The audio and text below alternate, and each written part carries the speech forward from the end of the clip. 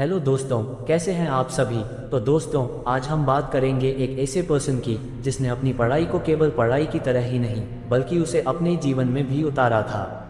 एक जीनियस बच्चा जिसका बचपन बड़े स्ट्रगल में गुजरा, जो बचपन से ही रॉकेट बनाने का सपना देखता था और इसी सपने को पूरा करने के लिए वो साउथ अफ्रीका से यूनाइटेड स्टेट्स आया। जी हाँ दोस्तों, हम बात कर रहे हैं इलॉन मस्क की। स्पेस एक्स और टेस्ला के को फाउंडर इलॉन मस्क का नाम भला किसने नहीं सुना होगा। उनकी एक्स्ट्रॉर्डिनरी पर्सनालिटी ने करोड़ों लोगों को इंस्पायर किया है और आज भी कर रही है। उनकी बायोग्राफिकल बुक है एलर, जो हमें उनकी लार्जर देन लाइफ पर्सनैलिटी की झलक दिखाती है। इस बुक के थ्रू हमें उनकी लाइफ के स्ट्रगल, अचीवमेंट्स और गोल्स के बारे में जानने का मौका मिलता है। ये बुक काफ़ी इंस्पिरेशनल है, खासकर उन लोगों के लिए जो कभी हार नहीं मानते। यहाँ फेलियर एक विकल्प है। अगर चीज़ें फेल नहीं हो रही हैं तो आप उतना इनोवेटिव नहीं कर रहे हों। दोस्तों, आज हम जानेंगे इलॉन मस्क के बारे में। इलॉन मस्क का जन्म 28 जून 1971 को दक्षिण अफ्रीका के प्रिटोरिया, ट्रांसवाल में हुआ था। इलॉन मस्क वो जीनियस था जो ना सिर्फ टेक्नोलॉजिकल इनोवेशंस का एक्सपर्ट था, बल्कि उसे इस दुनिया को बचाने की भी उतनी ही परवाह थी। इसीलिए तो उसके माइंड में इलेक्ट्रिकल कार और स्पेसशिप बनाने का आइडिया आया। इलॉन मस्क की ये वीडियो उनके चाहने वालों के लिए एक गिफ्ट की तरह है, जिसके थ्रू उन्हें इस महान इनोवेटर की लाइफ के कई अनजाने पहलुओं को जानने का मौका मिलेगा। तो दोस्तों, दुनिया के सबसे अमीर व्यक्तियों की सूची में कौन नहीं आना चाहेगा। कुछ तो बिना कुछ किए भी आना चाहेंगे। दुनिया में सबसे कम समय में अपना रुतबा और अमीर बनने का सफ़र तय करा है इलॉन मस्क ने। इलॉन मस्क आज किसी परिचय के मोहताज नहीं हैं। इनकी शख्सियत ही कुछ ऐसी है। तो कैसे बने इलॉन मस्क दुनिया में इतने प्रभावशाली और सफल व्यक्ति। Who is this Elon? एक वो बंदा जिसको पढ़ने का इतना शौक था कि उसने किताबों की मदद से कंप्यूटर सीख प्रोग्रामिंग करके एक गेम बना दिया। इस गेम का नाम उन्होंने ब्लास्ट रखा। हालांकि उन्होंने ये गेम एक अमेरिकन कंपनी को मात्र $500 में बेच दिया था। इसी से ही आप उनके बचपन से उनकी बुद्धिमानी के बारे में जान सकते हैं और यह भी जान सकते हैं कि सीखने की कोई उम्र नहीं होती। 1995 में एलन ने फिजिक्स में PhD करने के लिए अमेरिका की स्टैनफोर्ड यूनिवर्सिटी में एडमिशन ले लिया। इलॉन जब अमेरिका आए तब वो इंटरनेट से रूबरू हुए और उन्होंने PhD से 2 दिनों के बाद ही अपना एडमिशन वापस ले लिया और अपना पूरा ध्यान इंटरनेट के तरफ लगा दिया। यही नहीं, उन्होंने अपने भाई के साथ मिलकर एक कंपनी भी शुरू कर दी थी। उसका नाम था Zip2। उसमें उनके शेयर 7% थे और यह एक न्यूज़पेपर को सिटी गाइड करने का काम करती थी। 1999 में ये कंपनी कॉम्पैक के पास चली गई और इलॉन को उसमें अपनी हिस्सेदारी के अनुसार $22 मिलियन मिले। वाह! फिर क्या, फिर भी वो बंदा रुका नहीं और 1999 में उन्होंने अपनी दूसरी कंपनी X.com की शुरुआत की, जिसका काम पैसों के ट्रांजैक्शन से था। तब कॉन्फिनिटी नाम की एक कंपनी का भी यही काम था और वह कंपनी भी X.com में मिल गई और X.com का नाम हो गया पेपैल। उसके बाद इलॉन मस्क और पेपैल के बोर्ड सदस्य में अनबनी के चलते उन्होंने पेपैल को बेचने का मन बनाया। बाद में ईबे ने पेपैल को खरीद लिया, जिससे इलॉन को $165 मिलियन मिले। इलॉन ने अपनी पिछली 2 कंपनी से मुनाफा कमा के स्पेस एक्स में हाथ आजमाया। वे 2003 में रूस गए। वहां पर वह 3 इंटरकॉन्टिनेंटल बैलिस्टिक मिसाइल्स रॉकेट लेना चाहते थे, लेकिन एक रॉकेट ही $8 मिलियन का था। उन्होंने इरादा बदला और वापस आ गए और रॉकेट साइंस पढ़ने लगे और 1 साल बाद उन्होंने अपना खुद का रॉकेट तैयार किया। उसके बाद उन्होंने स्पेस एक्स कंपनी का निर्माण कर डाला, लेकिन उनका पहला, दूसरा और तीसरा प्रयास भी फेल रहा। लेकिन इलॉन का मानना था कि कुछ बेहद ज़रूरी है, तो भले चीज़ें आपके खिलाफ हों, फिर भी आपको वो करना चाहिए।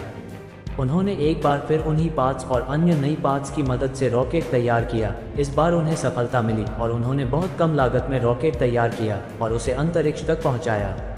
इलॉन मस्क बायोग्राफी इन हिंदी में। आज इलॉन मस्क की स्पेस एक्स के बनाए रॉकेट नासा भी उपयोग करती है और बहुत ही कम लागत में यानी विनिर्माण की मदद से रॉकेट को अंतरिक्ष तक पहुंचाते हैं। फिर शुरुआत होती है टेस्ला की। टेस्ला इलेक्ट्रिकल वाहन बनाने वाली कंपनी है। इसका नाम इलॉन मस्क के नाम के साथ आता है। 2004 में जब इलॉन मस्क इस कंपनी में आए तो उस समय यह इलेक्ट्रिकल वाहन बनाती थी, लेकिन उन पर कॉस्ट बहुत ज़्यादा आती थी, इसलिए कारें मार्केट में बिकती नहीं थी। इलॉन के बाद इस कंपनी में उन्होंने बहुत ही सस्ती दरों में इलेक्ट्रिकल कारों का निर्माण करवाया और मार्केट में बहुत तेज़ी से ये कारें बिकने लगी, जिससे टेस्ला आज इतनी बड़ी कंपनी है कि पूरे विश्व में इनकी बनाई कारें जाती है। और अब तो AI की मदद से ड्राइवर रहित कारें भी टेस्ला बना चुकी है। 2006 में इलॉन ने अपने चचेरे भाई की कंपनी सोलर सिटी में निवेश किया और कुछ ही कम समय में यह अमेरिका की दूसरी बड़ी सोलर कंपनी बन गई। 2013 में इस कंपनी को इलॉन मस्क ने टेस्ला में विलय किया और आज सोलर सिटी और टेस्ला मिलकर नई टेक्नोलॉजी के साथ बहुत अच्छी गाड़ियां बना रहे हैं। दुनिया के सबसे सफल और सबसे मशहूर बिजनेस टाइकून इलॉन मस्क ने ट्विटर को भी 44 बिलियन डॉलर्स में अपने नाम कर लिया है। उनका ये कदम इसलिए भी सबसे सही माना जा रहा है क्योंकि ट्विटर पर पिछले कई सालों से ये डिबेट चल रही थी कि ट्विटर पर फ्री स्पीच का अधिकार रिस्ट्रिक्टेड है। इसी बात को ध्यान में रखते हुए इलॉन मस्क ने ट्विटर को खरीदने के साथ यह घोषित किया कि वे इस कंट्रोवर्सी से भरी बातों और डिस्कशंस को प्लेटफॉर्म पर आने से नहीं रोकेंगे और सभी को उनकी बात रखने और तर्क करने का मौका दिया जाएगा। उनका मानना है कि बातचीत चाहे जैसी भी हो, उसे सबके सामने रखना गलत नहीं होना चाहिए। मस्क के ट्विटर को खरीदने के पीछे कई कारण भी शामिल है, जिसमें से एक माना जाता है कि वे दुनिया में अपने प्रथम स्थान को बनाए रखने के साथ कुछ ऐसे स्टेप्स भी लें जिससे समाज में उनके नज़रिए और लोगों की नज़र में उनका स्थान अव्वल बना रहे। ना कि सिर्फ वित्तीय तौर पर लेकिन समानता के तौर पर भी ट्विटर को लेकर ये कदम उनको काफ़ी सुर्खियों में लाता दिखाई दिया है, जिससे एलन मस्क काफ़ी चर्चा में नजर आते दिखाई दिए। अब देखना यह है कि पिछले सालों में हुए ट्विटर को लेकर हंगामे और लोगों के ट्विटर हैंडल्स के सस्पेंशन पे इसका क्या असर पड़ता है। इलॉन मस्क बायोग्राफी इन हिंदी में अब आप जानेंगे उनके जीवन से जुड़े रोचक तथ्यों के बारे में, जो आपको इनके जीवन के बारे में और अधिक से जानने का मौका देंगे। फर्स्ट, इलॉन मस्क जब कॉलेज में थे तो उनके पास इतना पैसा नहीं हुआ करता था, इसलिए वो केवल हॉट डॉग और संतरे से ही अपना पूरा दिन गुजार देते थे। और जब उन्हें ये भी नहीं मिलता था तो वे केवल पास्ता के साथ हरी मिर्च और सॉस से ही अपनी भूख मिटा लेते थे। सेकंड, इलॉन को उनकी रिस्क लेने की क्षमता के कारण आयरन मैन भी कहा जाता है। थर्ड, इलॉन को बचपन में तंग किया जाता था। एक बार किसी से लड़ते हुए वे सीढ़ी से गिर गए और बेहोश हो गए थे। उसी घटना के बाद आज भी इलॉन को सांस लेने में तकलीफ होती है। फोर्थ, उनका IQ लेवल 155 है, जो उन्हें जीनियस की कैटेगरी में ला देता है। 5, एक किताब में दावा किया गया है कि मस्क अपनी कंपनी टेस्ला को बेचना चाहते थे। इसके लिए उन्होंने एप्पल के CEO टिम कुक से फ़ोन पर बात की। दावा है कि मस्क एप्पल का CEO बनना चाहते थे। एलोन को बचपन से ही जानकारियां इकट्ठी करने का बहुत शौक था। उन्होंने coding, computer programming, business scale, rocket बनाना, ऐसी बहुत सी चीज़ें जानकारी इकट्ठी करके ही सीखी। हर समय सीखते रहो यार, जरूरी नहीं कि आप सिर्फ पुस्तकों से सीखो, आप लोगों से भी सीखो और एक मार्गदर्शक जरूर रखो जो आपकी सहायता करे।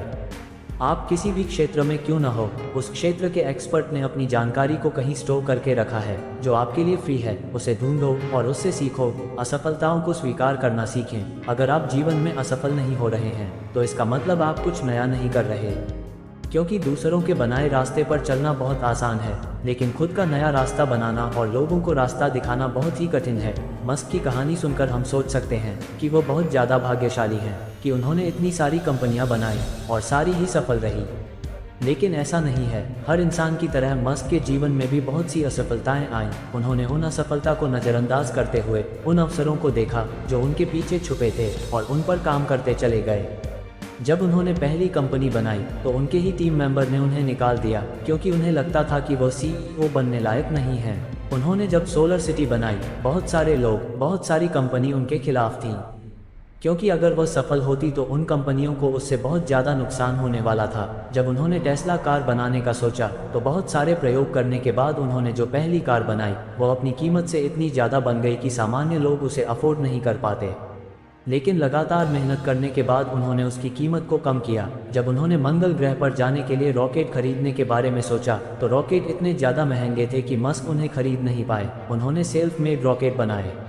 कोई भी कंपनी एक बार में सफल नहीं होती, उन्हें 3 बार असफलता मिली। उनकी सारी कंपनियां घाटे में जा रही थीं, इसलिए उन्होंने अपने सारे पैसे चौथे लॉन्च पर लगा दिए और खुद किराए के घर में रहने लगे। उन्होंने अपना पूरा समय, पूरी ऊर्जा इस चीज़ पर लगा दी और अंततः सफल हुए।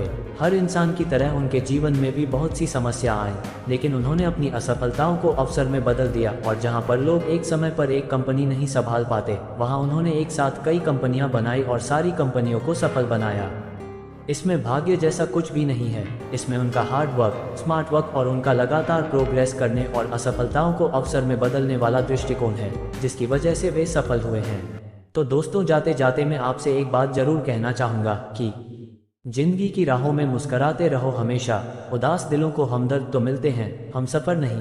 जिंदगी की हकीकत बस इतनी सी है कि इंसान पल भर में याद बन जाता है। जिंदगी कभी भी छोटी नहीं होती, बस हमारी ख्वाहिशें बढ़ जाती हैं। जिंदगी को सफल बनाने के लिए बातों से नहीं, रातों से लड़ना पड़ता है। धन्यवाद।